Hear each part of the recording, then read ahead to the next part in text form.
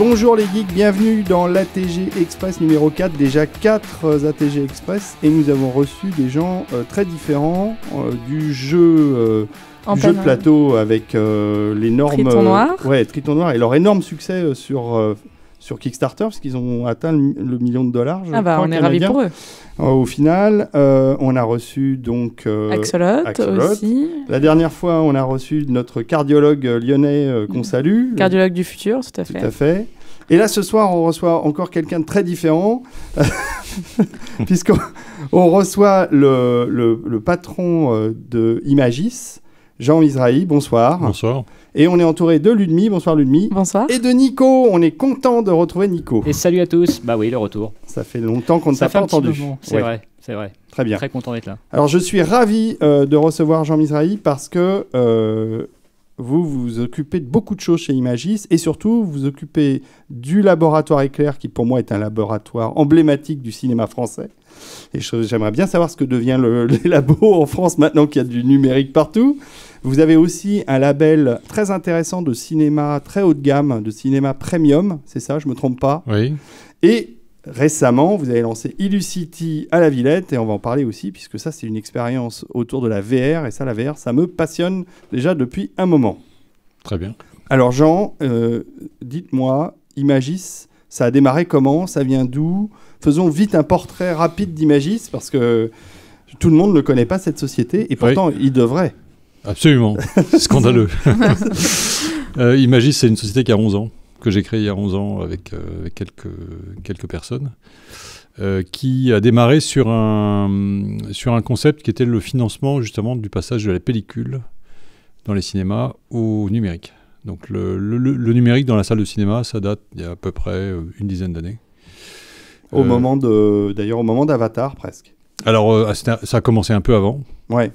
C'est-à-dire que la technologie a démarré en projection dans les débuts des années 2000, et puis les studios américains ont un peu normalisé techniquement ce que pourrait être la première version du cinéma numérique en 2005.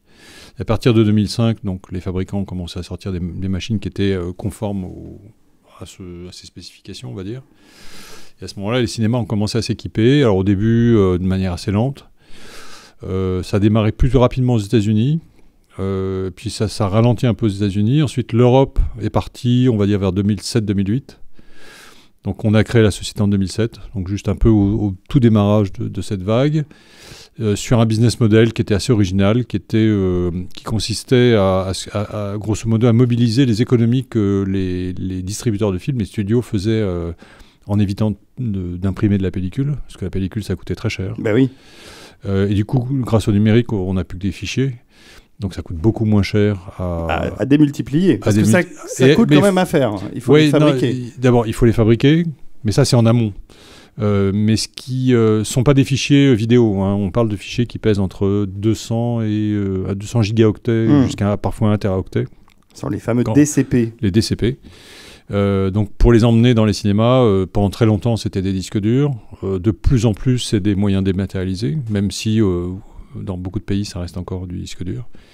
Donc c'est une logistique, donc ça a un coût. Et donc on s'est spécialisé à la fois donc, sur essayer de récupérer une partie de ces économies technologiques, on va dire, pour financer les matériels de projection dans les salles. Parce que les exploitants, eux, ils n'avaient pas particulièrement de raison de remplacer leur projecteur qui fonctionnait en pellicule pour changer par le numérique.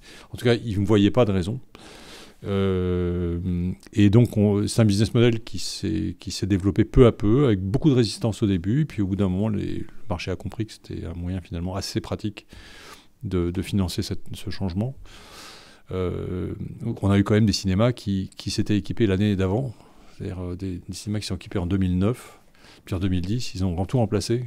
Oh là là. Donc du matériel tout neuf qui en plus était le top du 35 mm. Top du 35 mm. Même du 70. Et qui sont partis directement à la casse. Quoi. Aïe, aïe, aïe, aïe. Donc, quel voilà. cœur.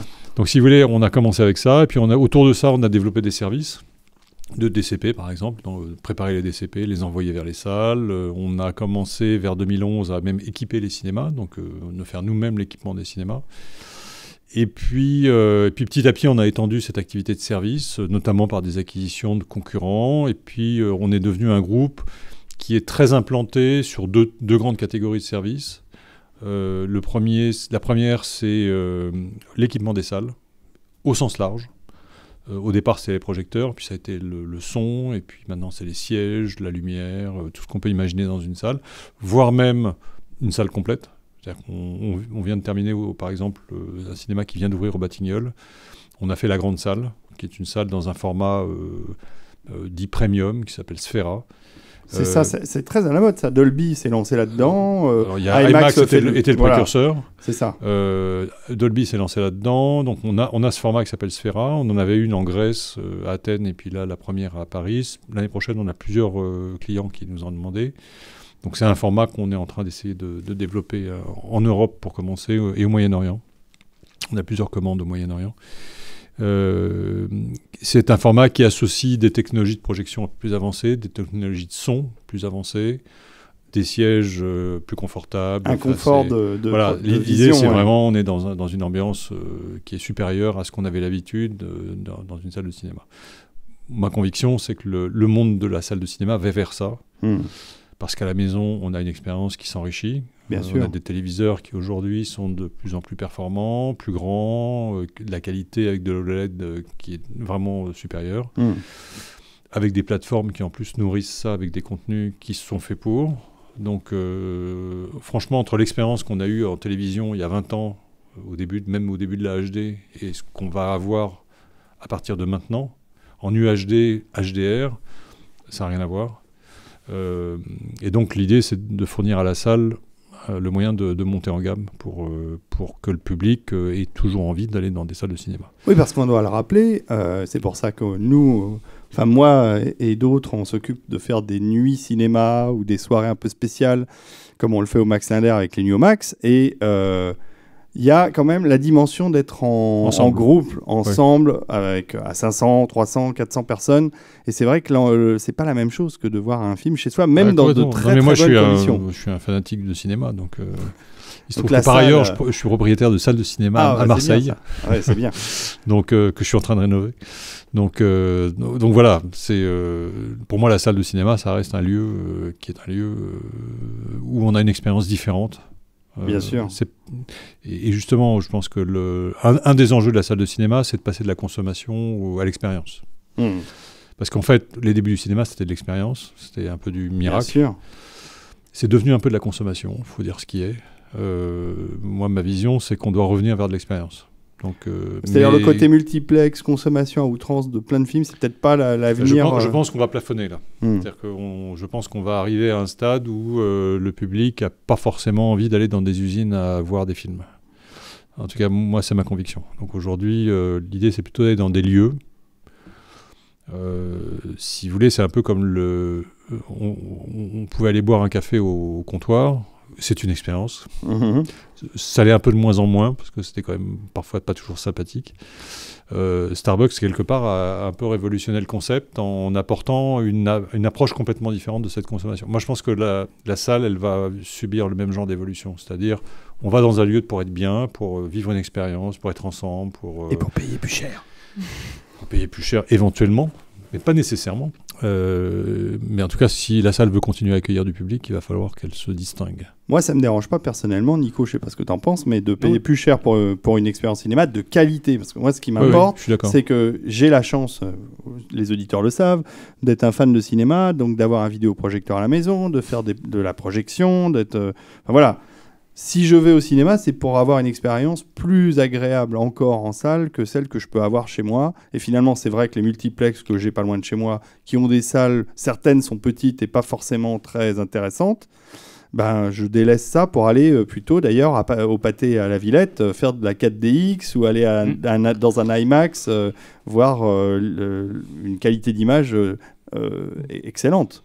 Est-ce qu'il n'y a pas par rapport au type de film aussi une attente de type de salle, d'avoir cette cohérence parce mais il y a certainement il y a des affinités entre type de film et type de salle, c'est certain. Même si, à mon avis, la vision qu'on a, c'est que l'arrêt essai, grosso modo, c'est des salles où les sièges ne sont pas confortables et où on a des tout petits écrans pas très sympas. Et puis que le mainstream, ça doit être des grands écrans avec un son qui pète. Moi, je ne crois pas à ça. Je pense que, il n'y a pas de raison que l'art et essai soit cantonné à une expérience, on va dire, austère et ascétique. Donc je pense que l'art et essai, d'ailleurs dans certains pays anglo-saxons, c'est déjà le cas. C'est-à-dire que l'art et essai, il est déjà passé dans un côté qui est plus luxueux, on va dire. Le luxe étant pas forcément exubérant, mais en tout cas un confort qui est nettement supérieur. Et moi je pense que de toute façon c'est inévitable. Quand vous voyez ce que Netflix investit dans le cinéma, le prochain Scorsese c'est Netflix, les frères Cohen c'est Netflix, là, Roma, là, Roma, donc si vous voulez, tout ça fait que y a un vrai sujet quand même. Il y a un vrai sujet. Donc, moi je pense que là il y a un gros questionnement aujourd'hui sur ce que doit être le cinéma demain. En tout cas, moi, c'est un questionnement permanent. Il n'est pas toujours partagé universellement, mais pour moi, c'est un questionnement permanent. Il est très véritable aussi au niveau de ma propre génération, des personnes qui sont fans de cinéma, qui n'ont pas souvent l'occasion dans leur appartement d'étudiant d'avoir des très grands écrans. Du coup, parfois, un moyen de sortir, et puis un moyen de voir des films pas sur un mini écran d'ordinateur quand on a un abonnement Netflix, par exemple un Interstellar ou le prochain Scorsese. Je sais que moi, qui suis une fan de cinéma, j'aurais envie de le voir sur grand écran et pas sur un tout petit écran. Et puis aller le voir avec des amis, et c'est vrai que le fait d'aller dans un lieu, c'est... On est encore dans une phase où il y a un très gros antagonisme entre les plateformes, Netflix et d'autres, et on va dire l'industrie traditionnelle, que je sers, même si on sert aussi Netflix. Il se trouve qu'on est un prestataire également pour Netflix. Et ce qui se passe, c'est que le monde a bougé très vite, dans une industrie qui était centenaire, qui a un petit peu du mal à bouger à la même vitesse. Et qu'aujourd'hui, les problématiques qui sont ouvertes, il y a des problématiques technologiques, j'en ai un petit peu parlé, mais il y a aussi des problématiques de rapport entre la vidéo et la salle. Traditionnellement, la salle avait une priorité très longue sur les autres canaux vidéo. En fait, ce que fait Netflix et ce que vont faire d'autres, parce que je pense que Disney, dans son projet de rachat de Fox, tout ça, c'est un nouveau Netflix. Avec Hulu. Ça remet en cause tout ça. Donc, et on le voit bien effectivement avec des réalisateurs emblématiques qui vont directement sur la vidéo. C'est problématique pour la salle, comme vous le disiez. Moi, dans mes cinémas à Marseille, je voudrais pouvoir passer Roma, les frères Cohen, tout ça, parce que c'est mon public. C'est mon public. Quand Okja, l'année dernière, est sorti sur Netflix et que Netflix a voulu le passer dans quelques salles de cinéma parisiennes, dont le Max Linder, finalement, le Max a dû abandonner l'idée sous la pression de la diffusion cinéma traditionnelle, des majors qui ont dit... Enfin, des majors ou j'en sais rien, j'ai pas eu les dossiers. Non, c'est la réglementation qui aujourd'hui impose un certain nombre de contraintes. C'est lié aussi à un consensus dans l'industrie, qui est un vieux consensus, mais qui je pense, va exploser. Mais c'était une diffusion gratuite, donc pas soumis à une billetterie, au CNC, etc. Et il y a eu des pressions, je le sais. Ça, c'est différent. Il y a eu des pressions pour empêcher ces diffusions. Et seul le Méliès à Vincennes, à Montreuil, pardon, parce qu'il est hyper indépendant, que le gars qui programme le Méliès, de toute façon, il a la mairie derrière, mairie plutôt de gauche, disons, et qu'il a été... nettement supporté dans son action finalement diffuser Okja. Moi, je ne veux pas commenter l'aspect immédiat, mais ça montre qu'il y a une évolution. Et qu'il y a un problème. Évolution, il va se passer quelque chose. C'est évident qu'il va falloir que toute la filière cinéma prenne acte de cette évolution. Donc ça prend un peu de temps, parce que c'est normal. Il y a un passé, il peut y avoir de la nostalgie, mais c'est évident que c'est une industrie qui évolue. Le côté effectivement négatif pour la salle, c'est qu'elle va être directement en concurrence beaucoup plus frontale avec des moyens vidéo. En même temps, les études montrent que les gens qui consomment beaucoup de vidéos sont aussi ceux qui vont beaucoup en salle. Donc il n'est pas certain que ce soit si... Voilà. En revanche, ce qui va se passer, c'est qu'il y aura beaucoup plus de contenu aussi. C'est-à-dire qu'il va y avoir de plus en plus de films. Alors, il y en a beaucoup qui ne sont pas très bons, mais parmi l'ensemble, je pense qu'il y aura de plus en plus de bons contenus. Donc, de toute façon, moi, j'ai une vision plutôt optimiste des choses. Et je pense que la salle, elle garde... soyons clairs, pour moi, il y a un exemple qui est incomparable très, très simple, c'est le restaurant. On peut se faire livrer aujourd'hui des plats de n'importe quel restaurant, beaucoup de restaurants chez soi. Ça n'empêche pas que les gens sortent. Hein. On a besoin de sortir. Bien sûr. On ne veut pas rester chez soi tout le temps. Et le cinéma reste encore une des expériences, on va dire, collectives, visuelles, qui ne coûte pas si cher que ça, même si tout le monde se plaint que c'est très cher. En euros constants, c'est en baisse. Et donc, en fait, c'est très peu cher. Et puis les abonnements Très peu permettent de... Ouais, Et les abonnements moi, dans les grandes villes. j'essaie d'y aller, enfin j'y vais quasiment une fois par semaine au cinéma. Oui. Et c'est vraiment quelque chose qui est très ancré aussi dans la culture française. Il y a énormément de personnes qui vont beaucoup au cinéma en On n'est en pas les France. seuls. Oui, on n'est pas les seuls, mais On n'est pas c'est, les seuls. enfin, j'avais eu un voyage au Japon Oui. et c'est pas du tout le même Ah, rapport non, mais au c'est sûr. cinéma. Il y a des C'est pays vraiment où plus... ça marche beaucoup moins. L'Allemagne, Ouais. par exemple, est dans une situation compliquée compliqué Pour les salles, mais pour les salles. par contre, Même ils pour ont les un films, marché de la vidéo et un Mais marché... même pour les films, Ah c'est bon compliqué. Ah, oui. Ouais. D'accord. Bon. Alors, mais j'avais pas terminé, donc. Oui, bah oui, la présentation de Imagis, alors, parce continue. qu'il y a Cinemanex, il y a Donc aujourd'hui, Sphera, voilà, il y a la Éclair. salle de cinéma. Dans la salle de cinéma, on est un groupe très international. C'est-à-dire qu'on est devenu le numéro 1 européen. On est dans 25 pays. On vient de rentrer sur le Moyen-Orient. On est en Afrique. On a un petit pied aux États-Unis. Donc on est devenu un opérateur global de fourniture de services aux salles de cinéma. Et on développe des produits. La VR en étant un d'ailleurs. On y reviendra tout à l'heure, mais aujourd'hui, on apporte une solution aux salles de cinéma qui voudraient mettre dans le hall des expériences en VR. Et c'est tout neuf, donc ça vient de sortir. L'autre pôle, c'est le pôle qui s'appelle Éclair. Alors, qui n'est pas ce qu'on a connu des laboratoires Éclair. Ce qu'on appelait les laboratoires Éclair, c'était de la pellicule. C'était à Épinay-sur-Seine. J'ai bien connu, parce que j'y ai fait 2 ans il y a quelques années. Et le cœur du nom Éclair, c'était la pellicule. Alors, au départ, c'était de la production de films, il y a très très longtemps. C'était Éclair. Il y avait 3 noms en France. Il y avait Gaumont, Pathé et Éclair. Et puis Éclair a fait faillite dans les années 20. S'est concentré ensuite sur la technique, donc la pellicule, même les caméras à un certain moment. Puis la pellicule a disparu. Enfin, en tout cas, aujourd'hui, il n'y en a plus beaucoup. Il y a quelques réalisateurs qui tournent encore en pellicule, mais c'est quand même très Nolan marginal. et Tarantino. Oui, mais même en France, il y en a quelques-uns. Il y a encore un petit peu de tournage pellicule. Il y a un côté un peu vintage, mais il ne faut pas rêver. Les caméras numériques font des progrès constants. Ce qui sort en caméra numérique aujourd'hui, ça simule les meilleures pellicules. Donc, et puis avec un peu de traitement derrière, on reconstitue ce qu'était une bonne pellicule. Donc la tendance historique, elle est vers le numérique. Ça a détruit beaucoup de valeurs dans les laboratoires. Hein. Donc ce qu'on appelait laboratoires ont disparu en fait. Il en reste encore un en région parisienne qui traite un petit peu de pellicule, mais par rapport au volume que j'ai connu dans les années 2000, ça n'a rien à voir. On est pas du tout dans les mêmes niveaux. Donc aujourd'hui, ce qui est Éclair a complètement changé. D'abord, Éclair a été en faillite en 2015. Donc c'est à ce moment-là qu'on a repris Éclair au dépôt de bilan, en fait. Avec différentes activités qui, en fait, dont le cœur d'Éclair aujourd'hui, c'est plutôt du service aux distributeurs de films, c'est-à-dire c'est du sous-titrage, du doublage. Ah bah oui, bien sûr. C'est l'envoi vers les salles de cinéma, ces choses comme ça.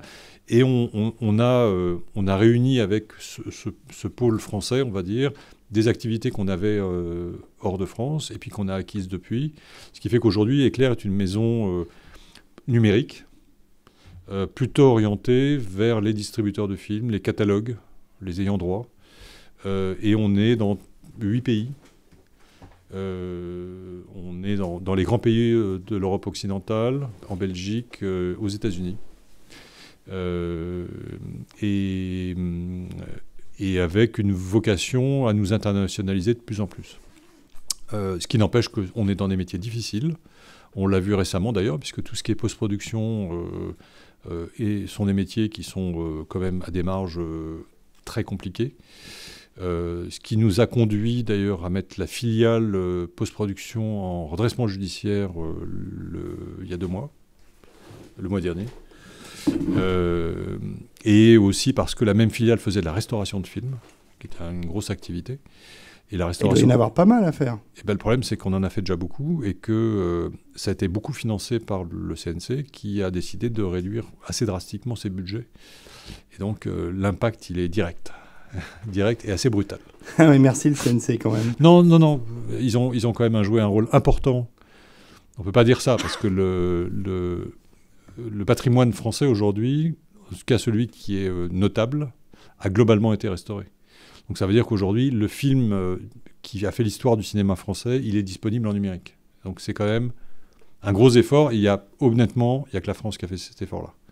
Dans les autres pays, il n'y a rien ou très peu qui a été fait. Donc on peut pas jeter la pierre. Ce qui est dommage, c'est que la réduction soit faite aussi rapidement, parce que du coup, ça laisse pas au laboratoire le temps aux prestataires le temps de se retourner. Donc c'est brutal. Voilà. Donc voilà, il y a ce deuxième pôle éclair qui est assez important dans le groupe. Et puis il y a des nouvelles activités qu'on a lancées à partir de on va dire la fin de l'année dernière, en tout cas en termes de préparation, et qui aujourd'hui sont en essor. Donc on en a 2 qui sont plutôt orientés vers le grand public. Il y en a une qui est des compétitions de jeux vidéo en salle de cinéma. Oh, c'est cool ça. Voilà. Ça, pour ceux qui aiment le jeu vidéo, moi je ne suis pas très jeu vidéo, donc je ne suis pas la cible. Mais donc voilà, donc on a organisé le dernier événement avec Kylian Mbappé au MK2 il y a une semaine ou 2. On organise des compétitions pour des grands noms qui veulent mettre leur nom sur des compétitions. Ça a démarré en fin d'année dernière. C'est en forte croissance et on va se développer sur ce marché. Et ça s'appelait Eclair Game. Donc voilà, un clin d'œil à un grand nom de l'histoire du cinéma. Et puis il y a la VR, qui est un peu le deuxième pan de cette excursion en dehors de la pure technique, et qui est une initiative qu'on a lancée, sur laquelle on a réfléchi l'année dernière et qu'on a lancée en début d'année. Donc c'est un projet qui a été initié en janvier-février et qui conduit aujourd'hui à, pour faire simple, 3 grandes activités. Une qui sont des centres qu'on appelle des parcs d'aventure en réalité virtuelle. Donc le premier vient d'ouvrir à la Villette, donc devant la Cité des Sciences, juste à côté du McDo. C'est sur 1000 m². Et sur 1000 m², on a tout un tas d'expériences. On a des escape games en réalité virtuelle. On a des expériences collectives qui se jouent dans 100 m² où on peut se balader, tirer sur des zombies ou faire des choses comme ça. On va avoir un jeu qui va sortir en janvier, qui est un jeu plutôt familial, qui sera dans cet espace de 100 m², qui va être assez innovateur. Je pense que ça va faire un peu de bruit mondialement. C'est du multijoueur. Ouais, c'est ça. Ça se jouera jusqu'à 6, avec des sièges dynamiques et du mouvement dans la salle. Ah ouais, carrément. Avec des sièges, des sols qui tremblent. Ça va être assez sympa. Il va falloir qu'on aille tester ça, Nico. Très immersif. Ça va être très immersif. Et pour autant familial, puisque c'est un peu cartoon, l'esprit cartoon. Voilà. On a de l'arcade simple, on peut jouer seul. On a des sièges dynamiques, donc on fait des rides. Des montagnes russes. On peut conduire des voitures avec de la réalité virtuelle. On a du contenu plus, on va dire, linéaire. Voilà, on a une somme d'expériences différentes. Donc chacun peut trouver son bonheur. On a orienté ça pour tout le public. Donc ça peut être familial comme des publics de gamers. Donc on a des jeux très gaming et puis on a des expériences plus... on va dire comme des escape games un peu familiaux, sympas. Donc il y a des escape games plus dans l'univers science-fiction. Enfin voilà, donc c'est assez varié. J'ai vu que vous aviez Space Pirate Trainer que j'aime beaucoup. En arcade, oui. Ouais, que j'aime beaucoup sur HTC. C'est un jeu très amusant. On a Beat Saber, on a Horizon Sunshine. En fait, vous avez choisi les vrais hits du catalogue HTC, enfin du catalogue de la VR actuelle. Pour les mettre en situation dans votre Illucity, puisque c'est le nom de l'endroit. Voilà, donc le nom c'est Illucity. Pourquoi ? Parce que Illusion, donc c'est la ville de l'illusion.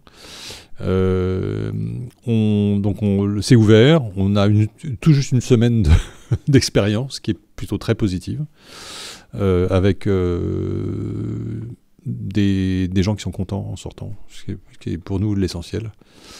On a démarré le chantier sur Marseille, donc on va ouvrir sur Marseille. Donc Illucity pour l'instant, la Villette. Ça c'est ouvert. C'est ouvert. On peut y aller. D'ailleurs, si vous allez dans cet endroit à la Villette, il y a quand même pas mal de choses, puisqu'on peut faire, on peut faire beaucoup de choses, du vol ascentionnel dans soufflerie. Alors c'est pas dans le centre commercial. Ah, c'est pas dans cet endroit-là. C'est pas dans le centre commercial. C'est quand vous êtes face à l'entrée de la Cité des Sciences. Là où il y a la géode. Là, voilà. C'est à côté de l'Hippopotamus, c'est sur le côté, il y a une arcade avec le McDo. D'accord. Et on est juste là. Donc c'est très immersif, c'est très varié, il y en a un peu pour tous les goûts. Et c'était l'idée. L'idée, c'est que... Et je pense que, franchement, dans tout ce que j'ai vu, à part... Il y a un parc au Japon de Bandai Namco qui est, je crois, assez diversifié. J'en connais un à Pékin que j'ai vu, à qui j'ai une discussion, qui a aussi pas mal d'expérience. Moins que nous, mais c'est quand même très raisonnable. Il y en a un à Dubaï qui est énorme, mais avec pas tant que ça d'expérience, en fait. Oui, et puis je crois que c'était Starbreeze qui était derrière celui de Dubaï. Alors, oui, en termes de fournisseurs de contenu, oui. Et là, il y a un petit souci. Il y a un souci chez Starbreeze, il semblerait. Ouais. Voilà. Et donc, ce parc est en Europe le plus important aujourd'hui. Donc, voilà. Et on en a d'autres en prévision. Donc, sur Marseille, il y en a un qui fera aussi 1000 m². Donc, vous croyez vraiment au développement de la VR en termes de parc d'attractions. Donc, ça, c'est vraiment une donnée d'investissement pour vous, pour Imagis. Alors, ça sera d'investissement et ça sera la franchise aussi. C'est-à-dire que l'idée, c'est de ne pas faire ça tout seul, mais de nous appuyer sur à la fois des personnes physiques qui voudraient lancer des projets. On a été contacté par plusieurs d'entre elles qui réfléchissaient à ce genre de projet. Donc on va discuter, regarder un petit peu le sérieux et la capacité de développer le projet. On est aussi en train de préparer tout le matériau qui permet de mettre en place, donc de formaliser un peu le mode d'emploi, on va dire, au sens large. Architectural, mode d'emploi fonctionnel. Oui, alors si vous allez, c'est ça, si vous allez taper Illucity dans un moteur de recherche, vous allez tomber sur les images de l'endroit. Il y a une architecture, un look, une couleur très particulière. On a beaucoup travaillé. On a beaucoup travaillé avec des scénographes, avec différentes d'ailleurs sociétés différentes qui ont travaillé sur différents aspects du lieu. Il y a des trucs assez originaux. Enfin, il y a des trucs marrants. Ah, moi, j'ai trouvé que c'était vachement bien, quoi. Ouais, non, ça m'a beaucoup plu. C'est d'ailleurs aussi pour ça que je voulais vous recevoir. C'est parce que je pense qu'Illucity, c'est une des solutions pour faire revenir le public vers une expérience cinéma, VR, jeu, enfin... Tout ça, comme on le disait au début, comme vous le disiez très justement au début, on se cherche un peu dans le milieu du cinéma pour savoir quelle sera la prochaine expérience valide.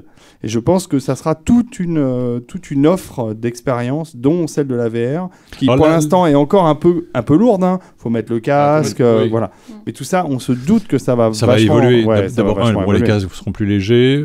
Aujourd'hui, pour certaines expériences, on est obligé de porter son ordi sur le dos. Oui. Donc, comme un truc d'astronaute. En même temps, ça fait partie de l'expérience, c'est plutôt sympathique parce qu'on est un peu en expédition.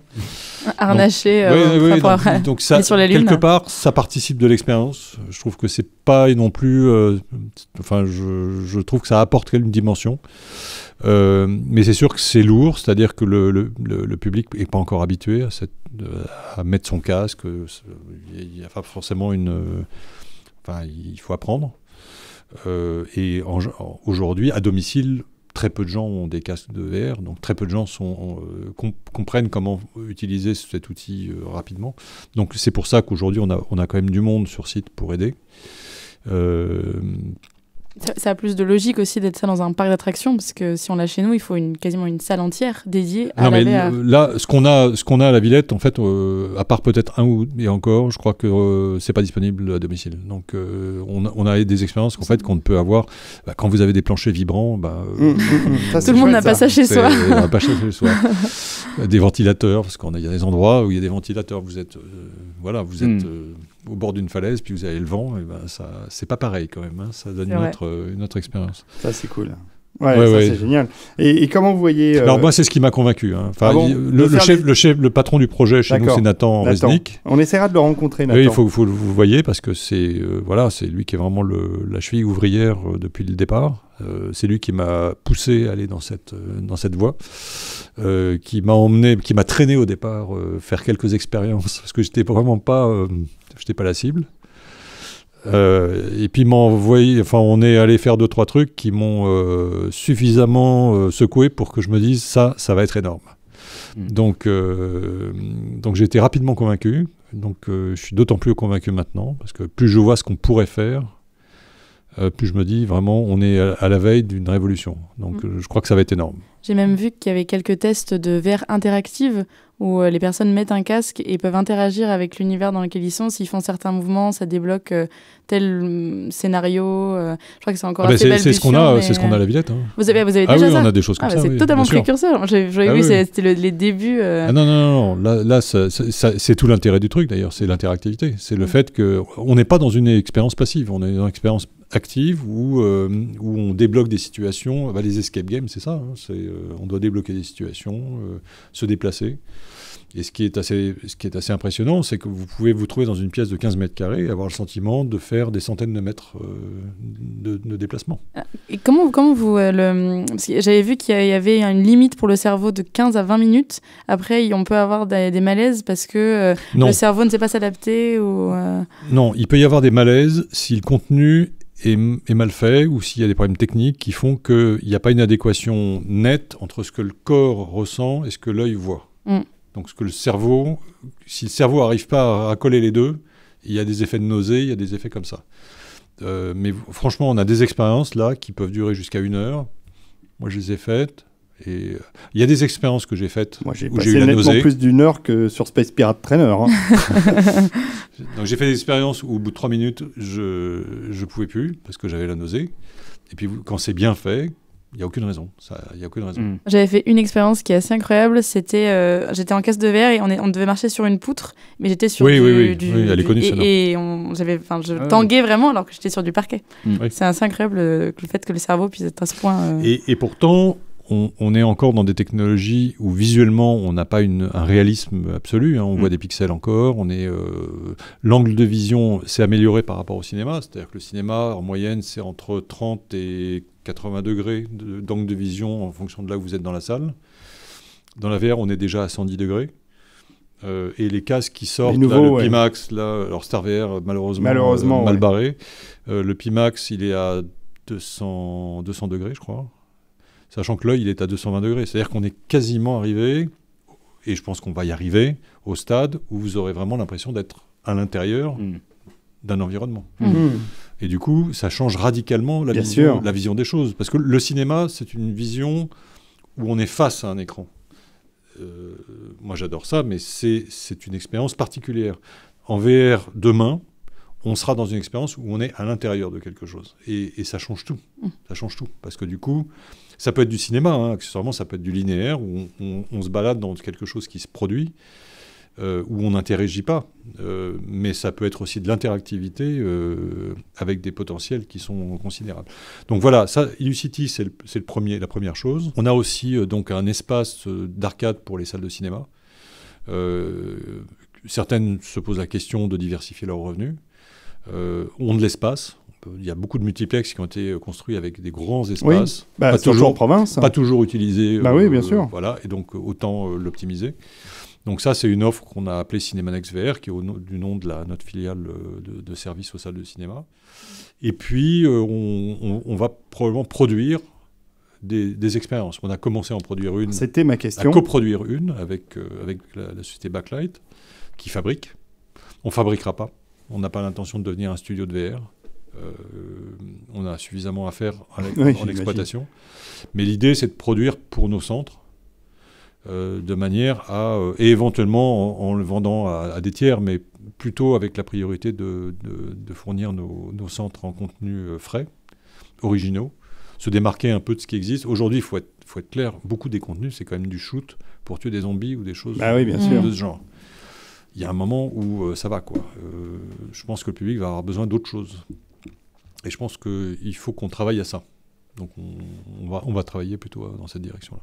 Et le cinéma, justement, en VR, c'est-à-dire des expériences de type narrative, entièrement en VR, où on est au milieu de l'action. Ça vous paraît être une option de développement ? C'est une option. Ça pose des problèmes techniques quand même qui sont importants, parce qu'il faut être capable de capter à 360 degrés.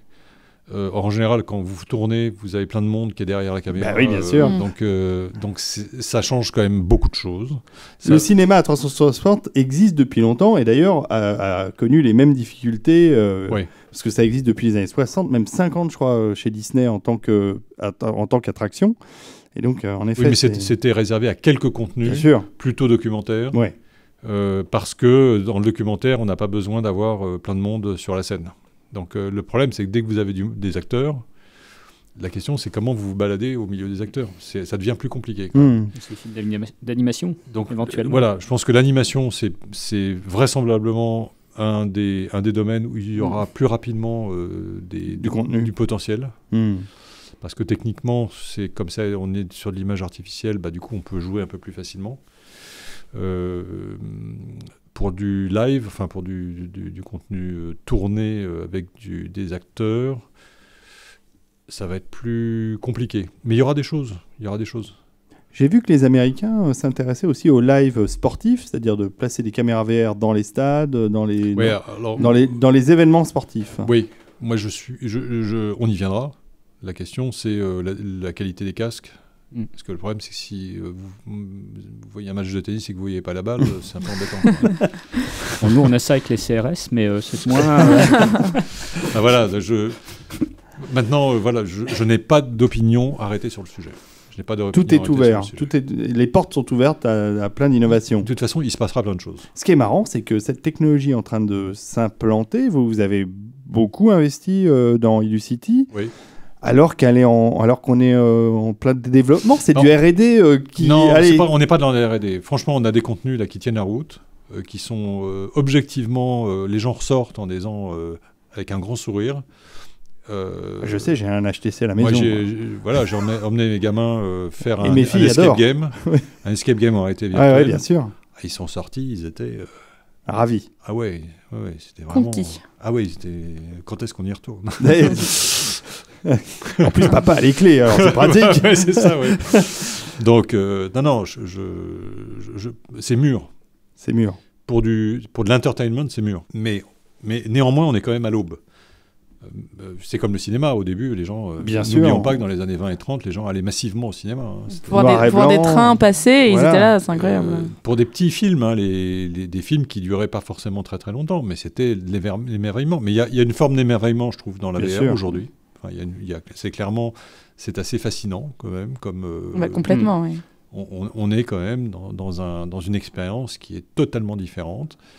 Donc de toute façon, je pense qu'on est déjà au stade où la maturité commerciale est là. C'est-à-dire que pour le public, il y a un truc qui vaut vraiment la peine. Mais je pense qu'on est qu'au tout début. Bah oui, résolution des casques, angle de vision, capacité de traitement des machines, légèreté, Wi-Fi, autonomie, de manière à ce qu'on puisse se balader plus facilement, autonomie. Tout ça va évoluer. Enfin, moi, j'en ai la conviction. Et donc, ça veut dire que l'enrichissement de l'expérience va aller en augmentant. Ce qui veut dire aussi que le coût de production des programmes va aller en augmentant. Parce que plus on va être qualitatif et plus on va vouloir de la qualité. Donc, un des sujets, c'est d'avoir justement suffisamment de débouchés. Un des problèmes aujourd'hui de la VR, c'est qu'il n'y a pas assez de débouchés. Quelqu'un qui produit un contenu VR aujourd'hui, si ça ne fait pas un carton comme Beat Saber ou des choses comme ça, il peut se retrouver avec un contenu qui n'a pas de débouché vraiment significatif. Il y a le Steam, le portail Steam, et puis il y a le portail Vive, et il y a le PSVR à la rigueur. Mais combien de casques dans le monde? Sony a dit qu'ils avaient vendu plus d'1 million de casques PSVR, mais bon. Oui, mais par rapport aux jeux vidéo, au marché du jeu vidéo... C'est que dalle. Voilà, c'est minuscule. C'est rien. Bien sûr. Donc c'est pour ça que je dis qu'on est à l'aube. On est vraiment au tout début, et... Voilà, on s'est positionné, c'est vrai, on s'est positionné tôt. En même temps, on n'est pas les seuls. Il faut regarder ce qui se passe aux États-Unis. Il y a quand même quelques acteurs qui ont investi avec beaucoup plus d'argent que nous. Souvent parce qu'ils ont fait un choix de développer leur propre matériel, de développer des contenus avec de l'IP cher. On a pris une optique complètement différente. On prend du matériel qui est du matériel du marché. On prend le haut de gamme du marché, mais on prend du matériel du marché. On n'a pas envie d'essuyer les plâtres sur du matériel. Et on prend des contenus qui sont des contenus validés. Et où on ne va pas aller chercher des trucs on va dire hyper coûteux. Pas de licence trop chère. Alors que ça n'est pas nécessaire. Mais je pense que les licences, on va arriver bientôt avec des ayants droit qui mettront leur licence dans des conditions commerciales un peu plus raisonnables. Donc c'est en train d'arriver là. On commence à avoir des discussions qui montrent qu'il y a un peu plus de réalisme dans l'attente pécuniaire des ayants droit. Et à ce moment-là, ça va aussi changer les données du problème. Parce qu'on voit bien que quand il y a une IP, le public réagit plus quand même. Bah oui. Moi, j'ai fait le test sur Star Wars avec... Il y a une expérience VR sur HTC qui est sympa, qui est limitée pour l'instant, parce que c'était un test chez ILM. Et il y a l'expérience Star Wars sur PSVR dans Battlefront, qui est plutôt réussi. Il faut avouer que c'est très convaincant. Le voyage en X-Wing est bien. Très réussi, très réussi. Non, mais vous avez The Void surtout. Et il y a The Void, oui. Et franchement, c'est bien. C'est hyper cher. Enfin, moi, je ne l'avais pas fait jusqu'à il y a peu de temps. Donc, quand je suis allé à Los Angeles le mois dernier, je suis allé faire un tour à Glendale pour tester le truc. Ça m'a coûté $32,50 pour 10 minutes. Wow. Je les ai payés $32,50. Mais ça fait cher. Ça fait très cher la minute. 10 minutes. C'est-à-dire que vous allez en famille. Très cher la minute. Ouais. Vous rentrez, vous sortez, et puis vous avez claqué. Oui, alors c'est quoi le prix ? On va pas rentrer dans les détails sur Elucity, mais c'est quoi le prix d'une séance de VR là-bas ? On est sur une moyenne de 30 € de l'heure. Alors ça dépend combien on en fait. Enfin voilà, c'est un peu ça. Bon, ça reste encore cher. Bon, pas tellement plus cher que le jeu vidéo de café. Enfin, non, si on met des pièces dans la borne d'arcade. C'est pas beaucoup plus cher qu'un escape game traditionnel. Oui, aussi, bien sûr. Et l'expérience est quand même, de mon point de vue, j'ai fait des escape games traditionnels, j'en ai fait plusieurs, et de mon point de vue, l'expérience est nettement supérieure. Parce qu'il y a un côté magique. Clems, qui est une de nos journalistes, ne serait pas d'accord puisqu'elle s'occupe de elle s'occupe d'Epsilon Escape. Est-ce qu'elle a fait des escape games virtuels ? Ah, je ne sais pas. Faudrait lui poser la question. Je pense que c'est pas exactement la même expérience aussi. Il faut sortir, mais il y a vraiment le côté. Je pense qu'on met un casque assez magique, alors qu'il y a un côté plus. Je sais pas, recherche de trésors avec un escape game en vrai. Non, mais de toute façon, je pense que l'un qui se met à bouger, qu'il y a des trucs, vous avez le sentiment d'avoir du vent, etc. C'est pas mal, et puis évidemment, il y a la grande force de la VR, et je l'ai dit souvent parce qu'on en a parlé. Voilà, c'est ça. Il y a le volume, l'espace. Exactement. C'est-à-dire que on cherche dans un espace qui n'est plus limité à une pièce ou même deux pièces de 15 mètres carrés chacune. Là, on traverse des espaces, on monte des ascenseurs. Et ça change tout. Ça, on l'a répété souvent dans les émissions. On a parlé de la VR, c'est pas la première fois. Puis il y a Post Carbone qui vient souvent, qui a travaillé sur le projet de Starbreeze, puisqu'il en faisait partie, et qui nous disait très souvent que la grande. Et c'est vrai que moi, quand j'ai fait la première expérience de VR sur HTC chez Valentin sur son casque, c'était Vanishing Realm, qui est un jeu dont je parle souvent, qui est un jeu de fantasy. Et le premier truc qui m'a frappé, c'est l'échelle. L'impression d'être dans un immense château avec des plafonds très hauts, etc. Et ça, c'est magnifique. La mise à l'échelle de la VR qui permet quand le jeu est bien conçu, on a vraiment l'impression que l'espace est vrai. C'est-à-dire que même, alors qu'en fait, visuellement, il est faux. C'est-à-dire qu'on voit les pixels. Et pourtant, le sentiment est vraiment à tel point que quand vous avez du vertige, il y a des gens qui enlèvent leur casque. On le soigne même. On peut le soigner. Il y a pas mal de phobies maintenant traitées par la VR. Donc ça montre à quel point. L'arachnophobie aussi. L'arachnophobie. Oui, l'arachnophobie. En VR, ça marche. Quelle horreur. On voit des grosses araignées. Je suis pas certain d'avoir envie de le faire. Non, mais ça marche très bien. Au contraire, peut-être qu'après ça ira beaucoup mieux. En une séance, des énormes araignées en VR. C'est vraiment impressionnant. En une séance, tu te mets à avoir des tarentules chez toi. Tu peux avoir en VR déjà. C'est pas très compliqué. On peut avoir. C'est vrai. La tarentule qui grimpe sur la main et t'as moins de stress. Non, c'est impressionnant. Même en VR, la tarentule sur la main, je serais moyennement détendu. Ce serait une autre émission, mais ça, je peux vous en parler. Traitement des phobies. Très bien. Moi, j'avais fait une expérience où, c'était un parcours et en fait, à la fin, il y a quelqu'un qui vient et en fait, donc c'est sur la poutre et qui tire vers le bas et du coup, il y a vraiment une simulation de toi qui tombe. Oui. Et c'est ça fait très peur. Et c'est très bien fait. Tout ça pour dire que je pense qu'on est à l'aube. À l'aube, notamment parce que le public ne connaît pas vraiment. On s'en rend compte, les gens qui viennent, certains, c'est la première fois et ils se posent la question de savoir si vraiment ils ont bien fait de venir. Ils découvrent. Ah oui. Et puis à la fin, ils sont ravis. Il y a des gens qui me disent, moi je reviens. Parce qu'à la base, c'est vrai que Imagis, on n'aurait pas imaginé... Non, c'était pas notre métier. C'était pas votre corps de métier du tout. Très clairement. Alors, ce qui m'a conduit à prendre la décision d'y aller, c'est de me dire que il y a une très forte affinité avec la salle de cinéma et que la logique, ça serait qu'un cinéma propose les deux expériences. C'est-à-dire pour moi, l'avenir, c'est le cinéma comme activité d'entertainment au milieu d'un ensemble plus global. c'est pas Pathé Cadivry qui en a un Non, pas ma connaissance. Il y a une expérience VR. Il y a une expérience VR à la Villette, voilà, je crois. Ouais, ou à LG, c'est pas LG qui avait proposé mais un c'est truc pas le aussi même. On est plus c'est plus événementiel. Oui, dirais. c'était oui. Mais il y avait une certaine logique à ce que ce soit. Moi, je le vois pas en événementiel. Moi, je pense que la VR, ça va s'installer comme étant une vraie, on va dire, une vraie expérience audiovisuelle élargie, différente. Faut pas opposer l'un à l'autre. Je pense qu'on est sur des. La VR ne pourra pas. On parlait tout à l'heure des films en VR. Je pense que la VR ne sera pas capable de faire des choses que le cinéma est capable de faire. Et inversement. Inversement, oui. Donc c'est des expériences différentes. On est plus à mi-chemin entre le jeu vidéo et le cinéma. On est sur des expériences d'une nature différente. Il y a de l'émotion physique, alors que le jeu vidéo, on reste quand même collé à un écran. Là, on peut se balader, on peut interagir avec d'autres personnes physiquement. Donc c'est, je pense que c'est un nouveau médium. C'est un nouveau médium. Et du coup, ça va être des créatifs différents. Je ne suis pas certain que les créatifs du cinéma soient les meilleurs pour la VR. Je suis même convaincu du contraire. Il y a, surtout quand le cinéma, il y a un côté, on fait voir à un spectateur quelque chose. Il y a un choix de cadrage, de montage. Oui, et puis c'est marqué par l'histoire, le cinéma. Oui. C'est-à-dire qu'on est quand même influencé par tout un déroulement historique de ce métier. La VR, c'est tout nouveau, et donc du coup, les portes sont ouvertes sur plein de choses différentes. Et le mode d'expression n'est pas le même. On l'avait déjà vu un peu avec la 3D au cinéma, où on s'est rendu compte que le mode d'expression était obligé de s'adapter, parce qu'on ne pouvait pas changer de plan toutes les 2 secondes en 3D, parce qu'à ce moment-là, l'œil, il part dans les coins. Et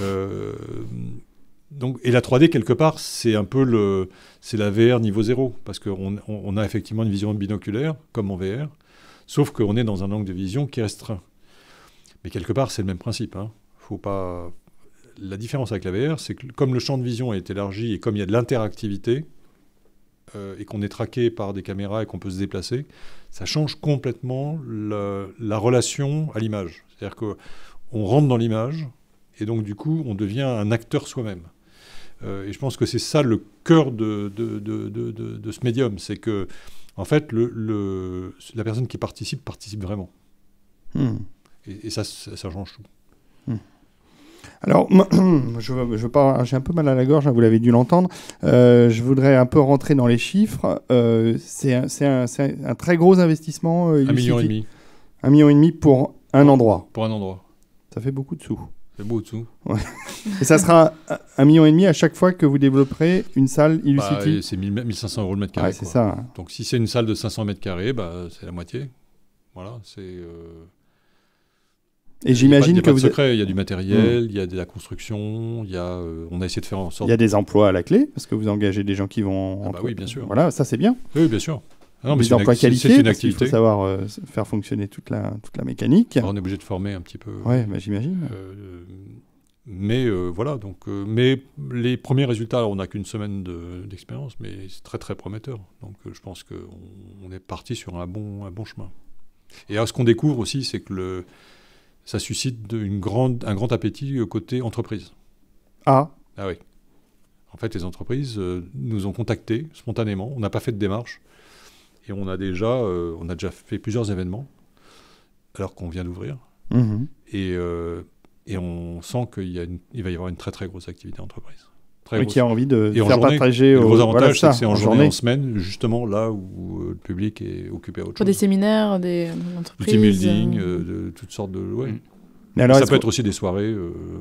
Oui. En semaine, il y a moins de monde, comme au cinéma. Enfin, on est sur les mêmes logiques. Est-ce que d'ailleurs, vous pourriez envisager de développer carrément de l'activité B2B pour Illucity, mais même avec des contenus qui soient connexes à l'entreprise ? On commence à y réfléchir. À des contenus orientés sur des métiers, par exemple. Oui, bien sûr. Oui, ça pourrait être amusant. La VR, c'est déjà un outil de formation. Bien sûr. Il y a déjà des entreprises qui l'utilisent pour la formation. Ça peut avoir du sens dans certains métiers, oui. Alors toi, Nico, qui organise des soirées depuis longtemps, les Geeksoïnes. Et oui, mais même pour, au-delà de ça, il me semble Intel. souvenir qu'on a également organiser à un moment une soirée, mais je crois que c'était au MK de Bibliothèque, il me semble, c'est ça, il y a un centre là-bas. Il y a un petit espace. Il y a un petit espace. Oui, on a déjà fait effectivement du team building dans ce cadre-là, et c'est vrai que, bon, après, il faut voir aussi que nous, on a des clients, c'est Intel, c'est Microsoft, c'est des gens qui sont quand même déjà bien dans dans cet esprit. Oui, parce que je me souviens d'une soirée Geeksoïne Microsoft. Mais le problème de l'arcade, c'est que c'est individuel quand même. On n'est pas dans du team building. Là, l'avantage sur Hellucity, mais il y en a d'autres, mais pas à cette échelle, c'est qu'on peut jouer à plusieurs. C'est ça. Ce qui plaît dans les escape games pour les entreprises, c'est que quelque part, on met ensemble des gens qui doivent résoudre des problèmes. Et ça, quelque part, c'est constructif, notamment pour des équipes qui sont parfois en friction. Le classique commercial versus technicien, où à chaque fois, ils se tapent dessus. Là, ils peuvent le faire. Non, ils peuvent le faire vraiment. Mais contre des zombies. Hop là. Ils font ensemble quelque chose dans le bon sens. Donc d'ailleurs, les escape games ont un gros business B2B. Et on se rend compte que là, on va avoir une très forte demande. C'est chouette, ça c'est bien. Ça permet d'asseoir le modèle économique. Absolument. Parce que j'imagine que quand vous êtes allé voir votre banquier, ça n'a peut-être pas été facile. On n'a pas été voir notre banquier. Voilà, c'est ça. On a été voir notre porte-monnaie et puis on a pris le risque tout seul comme des grands. Ouais. Ah ouais, carrément, ouais. Oui. Bah oui. Il faut voir qu'Imagis, c'est une grosse entreprise, puisque comme vous disiez, vous fournissez le monde du cinéma et les cinémas depuis des années. Et aujourd'hui, donc, cette activité de fournisseur de matériel, de DCP, de prestations pour le cinéma, évidemment, elle continue, elle se développe. Elle continue, bien sûr. Et alors, qu'est-ce que vous attendez ? Elle se développe surtout géographiquement, c'est-à-dire qu'on va dans des pays où on n'était pas. Là, on vient d'ouvrir à Dubaï en début d'année, et là, c'est en train de démarrer très fort. La Chine, peut-être ? Sur l'Afrique, pas encore. On n'est pas mûr pour s'implanter en Chine. Je pense que je connais bien la Chine, puisque j'ai vécu là-bas, donc je pense que c'est un peu tôt. Mais il y a un énorme marché d'avenir. Il y a un énorme marché, pas sur les métiers traditionnels, on va dire, de ce que fait notre filiale pour les salles de cinéma, parce que le marché là-bas a une structure vraiment très différente. Mais en revanche, ce qu'on fait en VR, oui, il n'y a aucun doute. Et on commence à prospecter, et on commence à avoir des touches pour ouvrir des Hellucity en Chine. Oh, ça serait chouette. Bah oui. Ça aurait l'occasion d'aller, Nico et moi, et peut-être Mimi, bien sûr. D'autant que nos contenus sont prioritairement des contenus faits en France. Donc, en plus, ça nous permettrait d'aller pousser des contenus français un peu partout. Alors, comment on fait ça ? On va voir un peu tout ce qui sort de la boîte de Pandore du CNC, par exemple. Il y a des studios qui eux-mêmes ont tout seuls, comme des grands, développé des contenus, qui pour certains sont vraiment de très bonne qualité. Il y en a qui n'avaient pas suffisamment les ronds pour terminer ou pour avancer, donc on a mis on a mis les moyens pour être capable de débloquer le projet.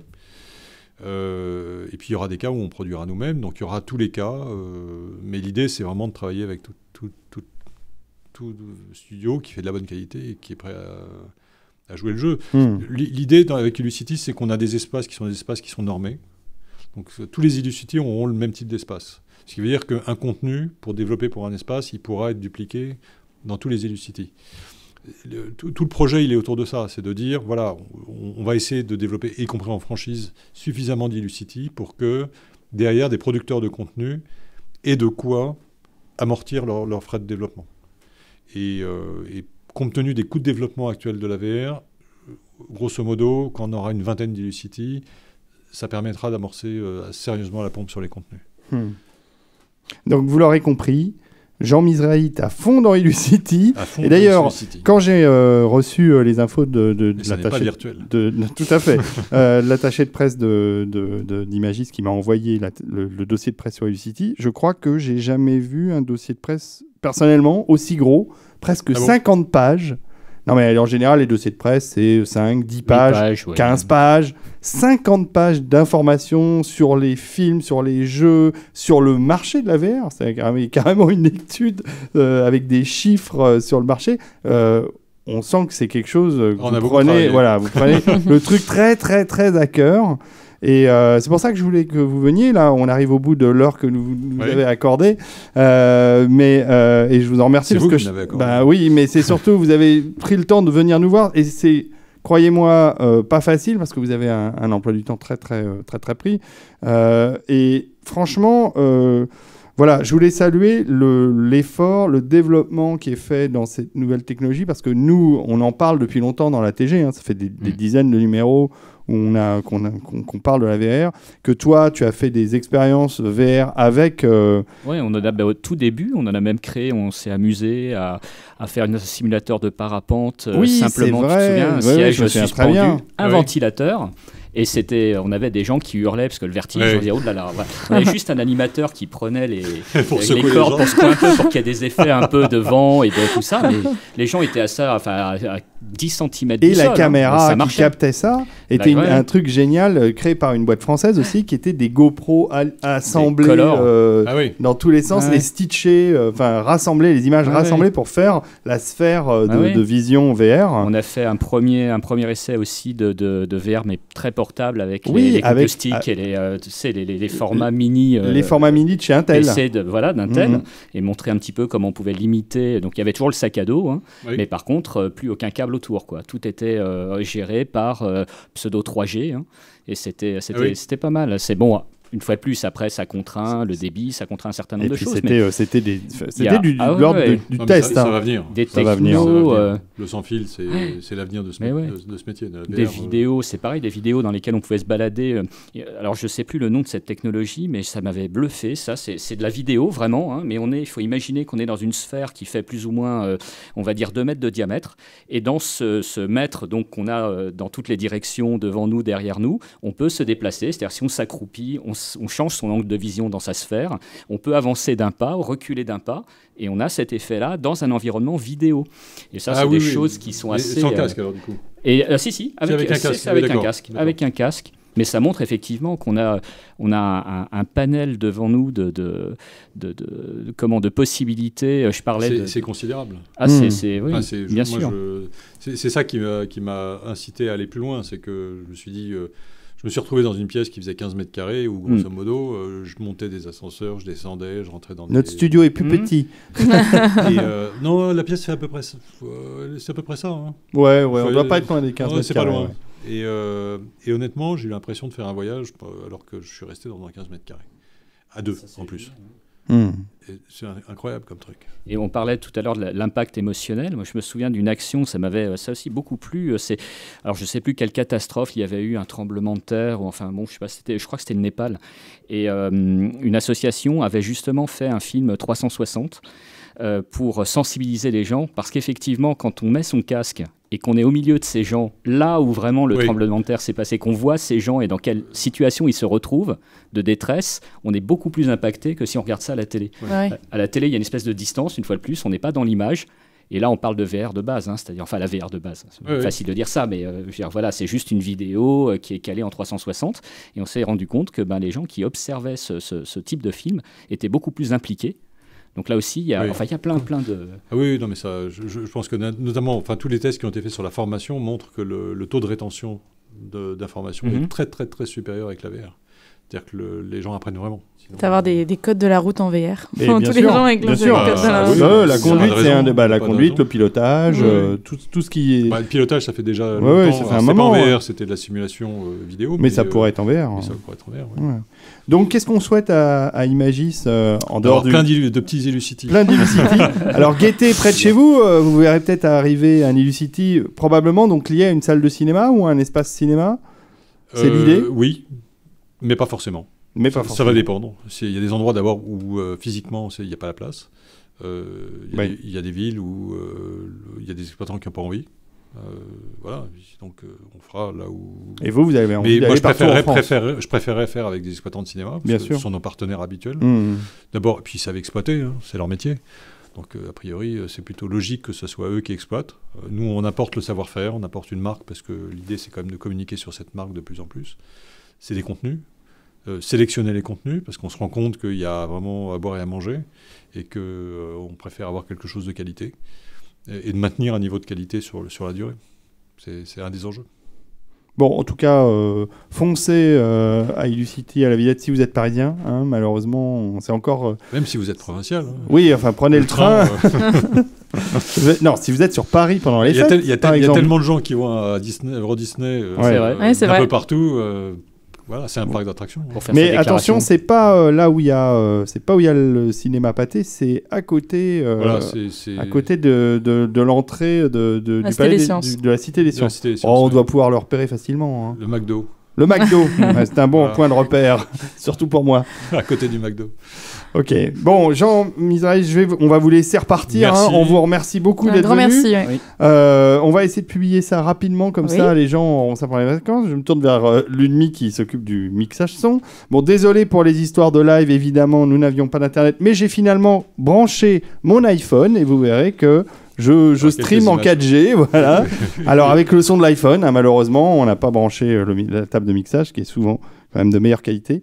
Mais voilà, je vais prévoir un backup comme ça avec l'iPhone, parce que finalement, la 4G sur un téléphone portable, c'est pas mal du tout pour balancer des émissions en live. Bon, on fait comme on peut, hein, avec ce qu'on a. Avant que ce soit en VR. Voilà, exactement. En VR. Mais normalement, on devrait pouvoir, parce qu'on a une belle caméra 3D, mais là, c'est le réseau Internet qui nous a fait faux bond. Voilà, il y a toujours un truc qui casse. Shit happens. C'est exactement.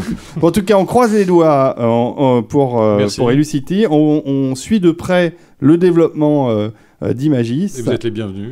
Et on va venir voir Nathan la prochaine fois, qui nous présentera sur place Elucity. On fera un reportage avec l'iPhone et avec mon micro magique. Et on testera en live et on dira comment c'est bien.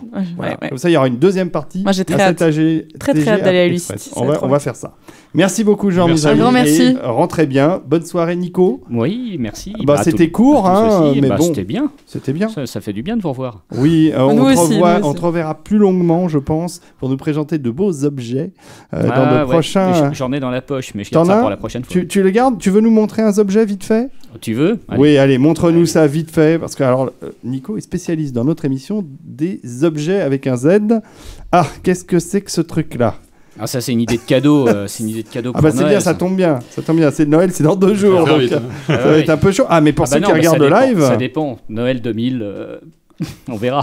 D'accord. Mais non, maintenant le montage va beaucoup plus vite. Mais oui, grâce à Ludmi, le montage des ATG Express, en tout cas, va plus vite. Alors, c'est beau comme objet. Oui, c'est un bel objet. Alors, je vais le décrire à la caméra pour ceux qui n'ont pas. Alors, je vais le montrer à la caméra de l'iPhone. Voilà. Alors, pour ceux qui n'ont pas l'image et qui n'auront que le son, c'est une espèce d'étui blanc de ce plastique moderne. Oh mince, ça bouge. Alors, très très doux au toucher, très agréable, c'est joli. À quoi ça te fait penser? On dirait une télécommande sans touche, sans bouton. C'est un peu la taille d'une petite télécommande, ouais. Oui, c'est ça. Un truc pour faire baisser les stores. Oui, on dirait une télécommande de store. Voilà, c'est ça. Mais c'est quand même plus joli. Bon, alors ça sert. Alors attends, on va y aller vite. Alors attends, parce que c'est express aujourd'hui. Alors je l'ouvre et alors il y a une petite lumière bleue qui s'allume. C'est Men in Black. Et il y a une espèce de. Qui regarde la lumière. Voilà, il y a une espèce de d'œilleton d'objectif. Et c'est un œilleton d'objectif, ça? Pas du tout. Non, c'est une LED. Alors il y a une LED, tu la vois la LED, mais. Alors il y a un bouton, mais. Alors qu'est-ce que c'est? Qu'est-ce que c'est que ça? On y va, on fait vite là pour pas retenir non plus trop longtemps. En fait, c'est tout simple, j'ai adoré ce truc-là. Mais là, derrière, vous l'avez manqué, mais il y a un petit capuchon. Oui, il y a un capuchon. On peut retirer le petit capuchon. Ah, et là, il y a... trop. Et c'est là où... Je ne l'ai pas sorti tout de suite, c'était trop facile. Donc, on a une petite... une petite fiole avec un produit. Avec un produit que j'ai préparé avant. J'ai mélangé un certain nombre de choses. Donc, ce que je vais faire, c'est que je vais mettre ça là-dedans. Donc là, Nico est en train de verser de son produit, de sa fiole. De ce fameux produit, voilà. Et je sais ce que c'est maintenant, j'ai compris. Moi, je pense que je sais aussi. Voilà. Et en fait, c'est un diffuseur d'huiles essentielles. Portable, ça coûte. C'est magnifique. Ça coûte pas grand chose, je crois que c'est dans les 20 €. Et puis alors j'ai mis, en plus c'était le thème de Noël, donc ça a été, voilà. Donc c'est assez puissant. C'est fait pour remplir 15 mètres carrés à peu près. Oh, c'est super. Voilà, on aurait dû le mettre avant dans le studio. Pendant 30 secondes, ça va brumiser. Alors voilà, vous allez le voir à l'image pour ceux qui ont le live. Et alors c'est magnifique. Donc ça balance, et puis ça s'arrête. Au bout de 30 secondes, ça s'arrête. Voilà. Alors, ça repart ou non? Ça reste là? Alors j'ai pas testé, je t'avoue, je sais pas si ça repart, je crois pas. Je crois que c'est vraiment parce que une fois qu'on a, voilà. D'ailleurs, si tu le refermes et que tu le rouvres, ça va repartir. Bah ouais. Ça se branche en USB. Ça se branche, ça se recharge en USB. Il y a une petite batterie NIM dedans. Alors je sais plus, je crois que c'est une 400, il me semble. Enfin c'est suffisant pour faire pas mal de, je dirais Alors je peux pas dire en heure parce que je l'ai pas testé, mais je me suis déjà bien amusé avec et ça ne l'a pas déchargé. Donc voilà. Et puis vous pouvez trouver ça. Alors moi je l'ai pris chez Nature et Découverte. Ah oui, je sais que tu es. Bah j'aime bien. Écoute, ça me permet de passer. Alors je regarde vite fait sur Amazon. Où il y a aussi une salle qui est assez sympathique, cinéma. Donc je suis pas très. Alors sur Amazon, vous trouverez des équivalents portables aussi, qui ressemblent un peu. Ça s'appelle diffuseur d'huile essentielle de voiture aussi. Ça peut marcher dans la voiture. Bah oui. Ah bah oui, bien sûr, c'est portable. Même dans le train. Et ça vaut une vingtaine d'euros. Le lourd. L'avion. Je pense que ton voisin va avoir peut-être quelque chose à te dire. Est-ce que tu oui, chez Nature et Découverte, tu l'as payé combien cette Alors de mémoire, je crois que c'était dans les je crois que c'est dans les 20 euros. Et bah c'est le même prix sur Amazon à peu près. Voilà. C'est dans les 20 euros. 20 euros, c'est ça, 19 quelque chose ou 29 Non, mais c'est pas le même modèle. C'est un modèle un peu différent, mais enfin c'est le même principe. Ça, c'est le modèle, tu cherches diffuseur Pocket, alors peut-être pas Amazon, mais diffuseur Pocket, et tu trouves, j'ai trouvé ça génial, quoi. Parce qu'en plus, c'est pratique, c'est léger, c'est assez joli. Diffuseur Pocket, Nature et Découverte, c'est dans les recherches. Voilà. Alors 29,95. Excuse-moi, c'est un peu plus cher. Les produits qu'on met dedans. L'huile essentielle et de l'eau. En fait, la petite fiole, elle est faite juste pour qu'on ait la bonne quantité, parce que le réservoir est limité, qu'on ne mette pas de l'eau et puis que ça déborde de partout. Donc on remplit d'eau quasiment jusqu'au bout, et après 2-3 gouttes maximum de n'importe quelle huile essentielle. Ça fait tousser l'une demi. On se couvre et puis. Mais ça sent très bon. On est là, ça sent très bon. Alors voilà, je l'ai trouvé chez Nature et Découverte très facilement. Voilà. Il est à 29,95 €. C'est un peu plus cher que ça. C'est les prix des livraisons. 9,95 €. Non, c'est le prix en boutique. Non, mais c'est bien. C'est un chouette objet. C'est un chouette objet. C'est un beau cadeau. Oui. Et si je peux juste ajouter un truc, parce qu'on parlait de jeux et tout ça, mais je suis tombé complètement amoureux d'un jeu très sympa, si vous voulez, pour Noël. C'est juste une petite idée, très vite. C'est Profiler. Je ne sais pas si vous connaissez, mais c'est Renseignez-vous. Donc vous l'avez, je crois, que chez Asmodée, ou enfin, je l'ai trouvé. Un jeu de plateau. Jeu de plateau, mais super sympa. Alors, je ne vais pas détailler trop, mais en gros, vous jouez de 3 à 8 joueurs. Il y a un profiler qui doit faire deviner parmi un certain nombre de personnages choisis lequel est le personnage à deviner. Ça se joue en collaboratif, en équipe. C'est pas l'un contre l'autre, c'est vraiment un jeu d'équipe. Et en fait, c'est très très sympa parce que les personnages, il y a vraiment de tout. On peut avoir Hulk, un Breton, Johnny Hallyday. Enfin voilà, on choisit comme ça ces personnages et les gens vont poser des questions entre eux pour éliminer petit à petit tous ceux qui ne correspondent pas à une espèce d'échelle que l'on a, qui va de -5 à +5, où on a posé 2 cartes tirées au hasard. Ces 2 cartes, elles ont une information du type je suis chauve ou j'aimerais pas que ce soit ma mère. Et en fait, le profiler, sur les -5 à +5, met ces 2 cartes-là, et avec ces 2 informations, voilà, Hulk par exemple, je pense qu'on aimerait pas tôt que ce soit notre mère, quoique. Ou certains ont peut-être une maman qui. Alors Profiler, c'est un jeu dans une boîte rouge avec un texte en jaune. Vous trouverez ça absolument partout. C'est entre 20 et 25 € selon la distribution. C'est un super jeu. C'est rapide, les règles sont simples et alors là encore. Recommandé par Nico. Et ouais.